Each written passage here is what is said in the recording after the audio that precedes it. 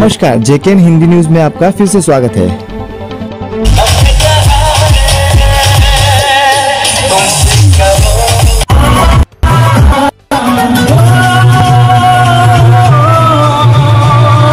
भाजपा की तिरंगा bike rally को मिला जनसैलाब। मूर्तिजापुर दिनांक 18 मई 2025 ऑपरेशन सिंदूर में वीरता का प्रदर्शन करने वाले भारतीय जवानों को नमन करने हेतु भारतीय जनता पार्टी शहर व तालुका इकाई की ओर से भव्य तिरंगा बाइक रैली का आयोजन किया गया। रैली को शहरवासियों ने उत्स्फूर्त प्रतिसाद मिला। ये रैली शासकीय विश्राम गृह से प्रारंभ होकर शिवाजी नगर, भवानी नगर, भगत सिंह चौक, छत्रपति शिवाजी महाराज चौक, डॉक्टर बाबा साहेब आम्बेडकर चौक, रेलवे स्टेशन पोड़ा चौक होते हुए जयस्तंभ चौक पर संपन्न हुई। रैली के मार्ग पर देशभक्ति से ओतप्रोत बैनर, पोस्टर और नारे लगाकर नागरिकों ने गर्मजोशी से स्वागत किया। भारत माता की जय, शहीद जवान अमर रहे जैसे नारों से माहौल देशभक्त से भर गया।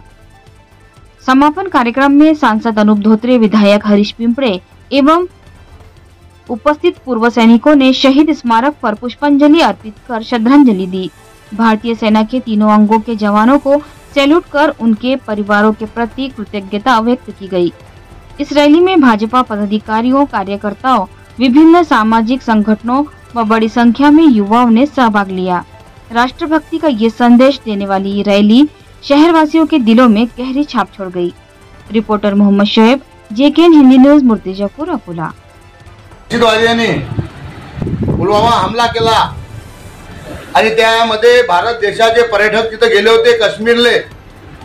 तिथं धर्म विचारून त्यांनी गोळ्या घातल्या आणि तिथं त्यांनी माणसाला टार्गेट केलं, महिलांना सोडून दिलं आणि सांगितलं की मोदींनी जाऊन सांगा की आम्ही तुमचं शेंदूर उजाळ केलं।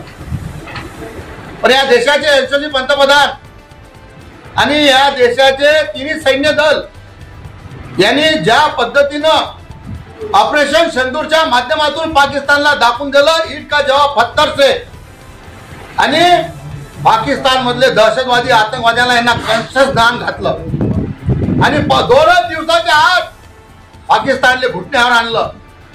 पाकिस्तान ज्या चीनच्या, तुर्कीच्या, अझरबैजानच्या भोरशावर बोलत होता, त्यांचे रॉकेट, शस्त्र, गोळा बारूद त्याच्यावर तो कुदत होता। त्याला देशामध्ये मेक इन इंडियाच्या माध्यमातून तयार झालेले ब्रह्मोस मिसाईल, राफेल याच्या माध्यमातून एकही त्याचं रॉकेट आपल्या देशामध्ये पडलं नाही।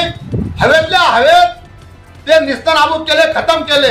आपल्या भारतावर जो भ्याड हल्ला पहलगाम इथे झाला 2014 मध्ये देशाचे पंतप्रधान माननीय मोदीजी यांनी सर्वप्रथम पंतप्रधान झाल्यावर सैन्यांची मीटिंग घेतली। सैन्यांना सांगितलं त्यांनी की देशाच्या हिताचा आपण जो निर्णय घ्याल तुमच्या पाठीशी मी राहील। आणि एक बदल हा 2014 पासून आपल्या देशामध्ये होत आहे।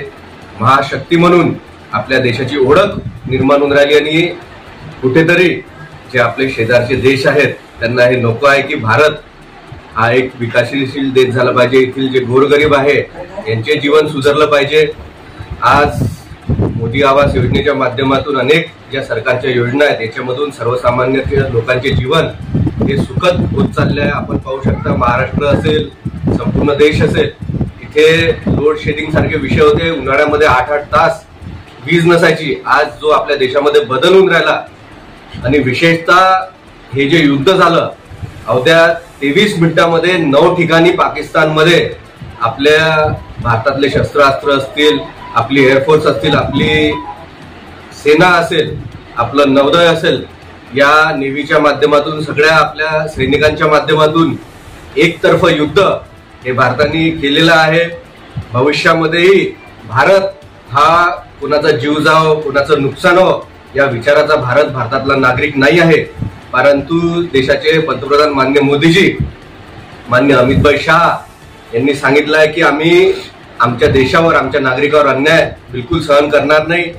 काश्मीरमध्ये लाल चौकामध्ये 2014च्या पूर्वी तिरंगा फडकवायची सोय नव्हती, परंतु आज आपल्या देशामध्ये जे बदल झाले आहेत 370च्या माध्यमातून जो बदल काश्मीरमध्ये झाला आहे, काश्मीरमधील नागरिक यांचं मत, यांचा विचार हाही बदलला आहे। भारतासोबत आपण राहिलो तरच आपला विकास होऊ शकते, हा विचाराचा आज संपूर्ण देश आहे, संपूर्ण नागरिक आहे.